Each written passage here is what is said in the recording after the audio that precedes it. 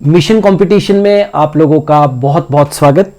और आज का वीडियो शुरू करें उससे पहले हर बार की तरह कुछ चंद खूबसूरत पंक्तियां आप लोगों को समर्पित। पहचान से मिला काम थोड़े बहुत समय के लिए रहता है, लेकिन काम से मिली पहचान उम्र भर रहती है। तो अपने काम को बहुत मजबूत बनाइए। आपके काम से, आपकी ईमानदारी से जो पहचान मिलेगी वो बहुत लंबे समय तक बनी रहेगी। इन्हीं पंक्तियों के साथ में मेरा आज का वीडियो बेस्ड है पर्यावरण के ऊपर सामान्य ज्ञान प्रश्न, मतलब बेस्ड ऑन एनवायरनमेंट। आज यहाँ पर कुछ हम लोग सामान्य ज्ञान के प्रश्न डिस्कस करेंगे। सबसे पहला यहाँ पर क्वेश्चन है, अफीम पौधे के किस भाग में पाया जाता है? अफीम जो होता है समझते हो ना, अफीम जिस पौधे से अफीम या जिसको कि ओपियम कहते हैं, वो किस पौधे से निकाला जाता है? तो एक तो पहले तो पौधे का नाम याद रख लो, पेपेवर सोमनीफेरम,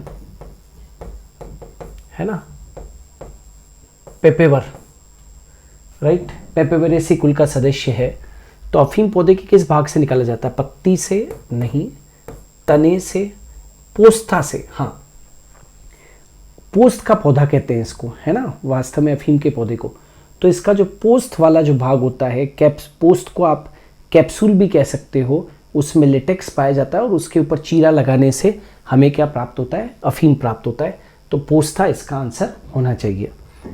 पंपदूम शोला राष्ट्रीय उद्यान कहाँ पर है?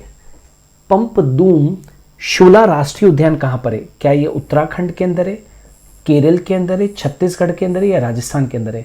याद रखना, पंपदूम शोला राष्ट्रीय जो उद्यान है या नेशनल पार्क है वो केरल के अंदर स्थित है। पंपदूम राष्ट्रीय उद्यान कहाँ पर है? पंपदूम शोला राष्ट्रीय पार्क या उद्यान कहाँ पर स्थित है? तो केरला में स्थित है। और अफीम पौधे के किस भागों में पाया जाता है? तो पोस्था जो है वो इसका आंसर सही होना चाहिए। केवलादेव राष्ट्रीय उद्यान किस प्रदेश में है? देखिए, केवलादेव बहुत फेमस राष्ट्रीय उद्यान है और ये राजस्थान के अंदर स्थित है। देखो कहाँ पर, ये रहा राजस्थान। केवलादेव राष्ट्रीय उद्यान, केवलादेव राष्ट्रीय उद्यान किस प्रदेश में? तो राजस्थान में। सबसे प्रबल ग्रीन हाउस गैस कौन सी? यहाँ पर ज़्यादातर लोगों से गलतियाँ हो जाती है कि वहाँ पर पूछते हैं एग्जाम के अंदर, वेरी इंपॉर्टेंट, कि सबसे प्रबल ग्रीन हाउस गैस कौन सी है? सबसे प्रबल ग्रीन हाउस गैस कौन सी है? क्या कार्बन डाइऑक्साइड है, क्या ये मीथेन होती है, जलवाष्प है या ओजोन है? तो याद रखना, सबसे ज़्यादा प्रबल ग्रीन हाउस गैस जो है वो वाटर वेपर को या जलवाष्प को माना गया है ना। क्या कहा मैंने? सबसे ज़्यादा प्रबल ग्रीन हाउस गैस कौन सी है? तो वो कौन सी है? जल वाष्प है, भूलना नहीं, जल वाष्प है, very important. Kanha tiger reserve किस प्रदेश में है? Kanha tiger reserve, Kanha tiger reserve Uttar Pradesh में है, मध्य प्रदेश में, छत्तीसगढ़ में या केरला में? कान्हा टाइगर रिजर्व बहुत बढ़िया टाइगर रिजर्व है और ये मध्य प्रदेश के अंदर स्थित है। ऑलराइट। निम्न में से कौन सा पैनल, निम्न में से कौन सा पैनल विश्व मौसम विज्ञान संगठन, विश्व मौसम विज्ञान संगठन और संयुक्त राष्ट्र पर्यावरण कार्यक्रम द्वारा 1988 में मानव गतिविधि की वजह से जलवायु परिवर्तन के जोखिम का मूल्यांकन करने के लिए स्थापित किया गया? वापस से बोल रहा हूँ, निम्न में से कौन सा पैनल विश्व मौसम विज्ञान संगठन और संयुक्त राष्ट्र पर्यावरण कार्यक्रम द्वारा 1988 में मानव गतिविधि की वजह से जलवायु परिवर्तन के जोखिम का मूल्यांकन करने के लिए स्थापित किया गया था? अंतर्राष्ट्रीय जलवायु परिवर्तन पैनल, ऊर्जा और जलवायु परिवर्तन पर प्रमुख अर्थव्यवस्था मंच, अंतर्राष्ट्रीय पर्यावरणीय संघ या इनमें से कोई नहीं? तो याद रखना कि वह पैनल जिसको कि हम विश्व मौसम विज्ञान संगठन और संयुक्त राष्ट्र पर्यावरण कार्यक्रम द्वारा 1988 में मानव गतिविधियों की वजह से जलवायु परिवर्तन के जोखिम का मूल्यांकन करने के लिए जिसे स्थापित किया गया था, उसका नाम था अंतर्राष्ट्रीय जलवायु परिवर्तन पैनल। अंतर्राष्ट्रीय जलवायु परिवर्तन पैनल। नेक्स्ट, भारत का सबसे बड़ा वन्यजीव अभयारण्य कौन सा है? तो भारत का सबसे बड़ा वन्यजीव अभयारण्य क्या दिबांग घाटी है? नो। केदारनाथ वन्यजीव अभयारण्य ये भी नहीं होता है, कुंभलगढ़ भी नहीं। भारतीय जंगली गधा अभयारण्य, यस, भारतीय जंगली गधा अभयारण्य जो कि गुजरात के कच्छ रीजन के अंदर है। भारतीय जंगली गधा अभयारण्य सबसे बड़ा वन्य जीव अभयारण्य है भारत के अंदर। निम्नलिखित कथनों पर ध्यान दीजिए। राष्ट्रीय बाघ संरक्षण प्राधिकरण बाघ संरक्षण सुनिश्चित करने के लिए कानूनी समर्थन के साथ एक वैधानिक प्राधिकरण है। राष्ट्रीय बाघ संरक्षण प्राधिकरण बाघ संरक्षण सुनिश्चित करने के लिए कानूनी समर्थन के साथ एक वैधानिक प्राधिकरण है। हाँ, बिल्कुल सही है। प्रोजेक्ट टाइगर का कोई वैधानिक दर्जा नहीं है, गलत है। अरे वो तो एक बहुत वैधानिक दर्जे वाला एक पूरा के पूरा प्रोजेक्ट है, प्रोजेक्ट टाइगर। तो कौन सा कथन सत्य है? तो इसमें से पहला वाला कथन सत्य है, दूसरा वाला गलत है। तो कौन सा होना चाहिए? केवल एक, केवल दो, एक और दो, दोनों, या कोई सा भी नहीं? केवल एक, केवल एक कथन ही सत्य है। नेक्स्ट, अर्गोग्राफ क्या प्रदर्शित करता है? मिट्टी में मिट्टी के प्रकार और फसल को दर्शाता है। मिट्टी में मिट्टी के प्रकार और फसल को दर्शाता है। जलवायु में जलवायु और फसलों के प्रकार को दर्शाता है। जलवायु में जलवायु और फसलों के प्रकार को दर्शाता है। बीज के प्रकार और बीज के उत्पादन को दर्शाता है। उपरोक्त सभी। याद रखना, अर्गोग्राफ जो है वो जलवायु में जलवायु और फसलों के प्रकार को प्रदर्शित करता है। क्या है ये? जलवायु में जलवायु और फसलों के प्रकार को ये प्रदर्शित करता है, अर्गोग्राफ। डीडीटी कौन सा प्रदूषण उत्पन्न करता है? डीडीटी कौन सा प्रदूषण उत्पन्न करता है? क्या ये वायु प्रदूषण उत्पन्न करता है? यस। क्या ये जल प्रदूषण उत्पन्न कर सकता है? कर सकता है। मिट्टी का प्रदूषण उत्पन्न कर सकता है? यस। तो उपरोक्त सभी। तो डीडीटी कौन सा प्रदूषण उत्पन्न करेगा?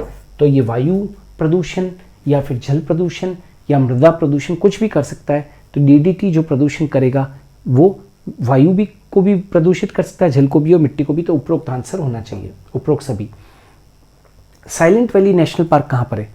केरला, कर्नाटका, तमिलनाडु या आंध्र प्रदेश? याद रखना, silent valley national park Kerala के अंदर स्थित है।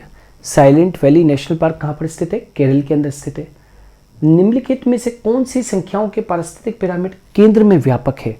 क्या कहा? निम्नलिखित में से कौन सी संख्याओं के पारिस्थितिक पिरामिड केंद्र में व्यापक है? केंद्र में व्यापक है। ग्रासलैंड पारिस्थितिक तंत्र, तालाबी पारिस्थितिक तंत्र, परजीवी खाद्य श्रृंखला या वन पारिस्थितिक तंत्र? देखो भाई, निम्नलिखित में से कौन सी संख्याओं के पारिस्थितिक पिरामिड केंद्र में व्यापक है? Are you getting? क्या कहा? केंद्र में व्यापक है, मतलब जो बीच वाला जो भाग है वो उसमें वो ज्यादा व्यापक है।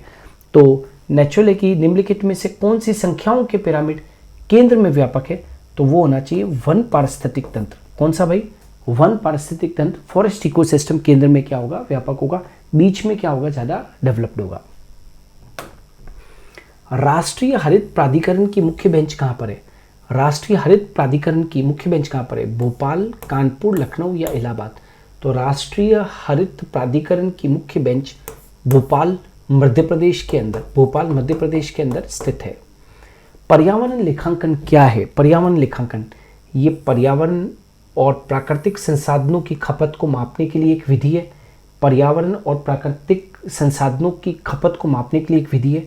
यह देश के हरित क्षेत्रों को सांख्यिकी विश्लेषण करने का एक तरीका है। यह देश के हरित क्षेत्रों को सांख्यिकी विश्लेषण करने का एक तरीका है। उपरोक्त दोनों या कोई नहीं? तो पर्यावरण लेखांकन जो होता है वह पर्यावरण और प्राकृतिक संसाधनों की